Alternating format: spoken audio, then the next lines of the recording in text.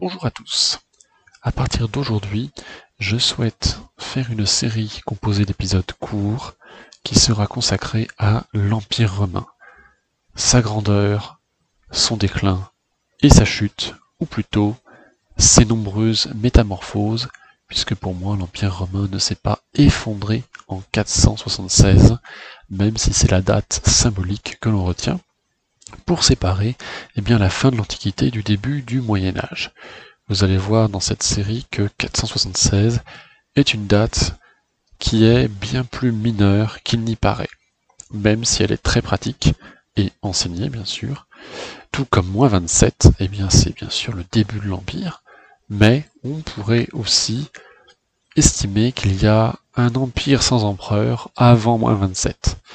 Et afin de s'entendre sur les définitions, je vais donc vous dire ce que je retiens dans un premier temps pour définir l'Empire romain, du moins tel qu'il est conçu au tout début. Il est entièrement centré autour de la personne de l'empereur, qui a le pouvoir militaire d'imperator sur les légions.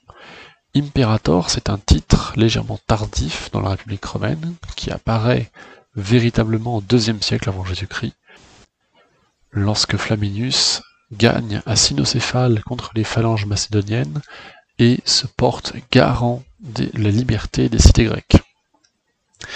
L'empereur est aussi un orateur normalement. Il est issu, théoriquement, de la classe sénatoriale, voire même des patriciens, et il a le pouvoir un petit peu législatif. Il doit être avant tout, en ce début d'empire, le prince du Sénat, d'où le nom de principat. Mais l'empereur se doit d'être aussi, le représentant des classes plus populaires. Il a le pouvoir tribunicien, le droit de veto. Donc ça, c'est l'héritage des tribuns de la plèbe qui ont été supprimés sous l'Empire, et un petit peu avant. L'empereur est aussi le chef religieux de Rome. Il est donc grand pontife et le garant des traditions romaines. Vous voyez, c'est une quatrième dimension à son pouvoir. Et puis, moi je rajoute un cinquième pilier de sa puissance, qui est le pouvoir financier. L'empereur a souvent de grands domaines qu'il administre directement. Il est lui-même le chef de plusieurs provinces, comme l'Égypte, l'Espagne ou la Gaule. Et donc en fait, il détient les clés des finances de l'Empire.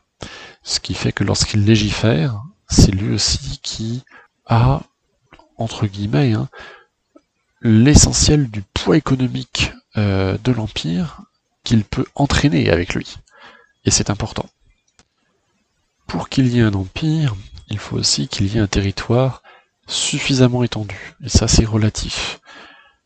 Il faut qu'il y ait plusieurs peuples qui vivent sous les mêmes lois. Il faut que ces peuples parlent principalement le latin, puisque c'est la langue de Rome. Et puisqu'on parle de Rome, il faut que Rome soit capitale de cet empire, ou par défaut une ville assez importante. Et puis il faut qu'il n'y ait aucun voisin qui soit capable de menacer cet ensemble géoéconomique ou géoculturel. Et bien sûr, c'est caractéristique de ce début d'empire, il faut qu'il y ait la Pax Romana. La Pax Romana, c'est tout simplement la fin des conflits internes et externes. C'est vrai qu'il y a eu une grande période de paix, qui est décrétée par Auguste parce qu'il était sans rival à l'issue des guerres de la fin de la République. Cet empire-là, c'est absolument vrai qu'il est né en -27. Toutes ces définitions sont réunies pour la première fois sous le règne d'Octave, qui devient Auguste. Mais si jamais vous menez l'enquête, vous vous apercevez que toute cette définition de l'empire de -27 s'effrite au fil du temps pour ne plus être bien avant 476.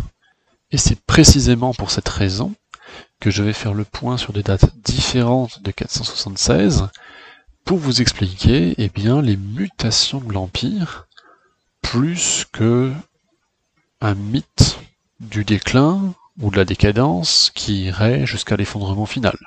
L'année que je vais vous proposer pour le deuxième épisode sera 69, année des 4 empereurs.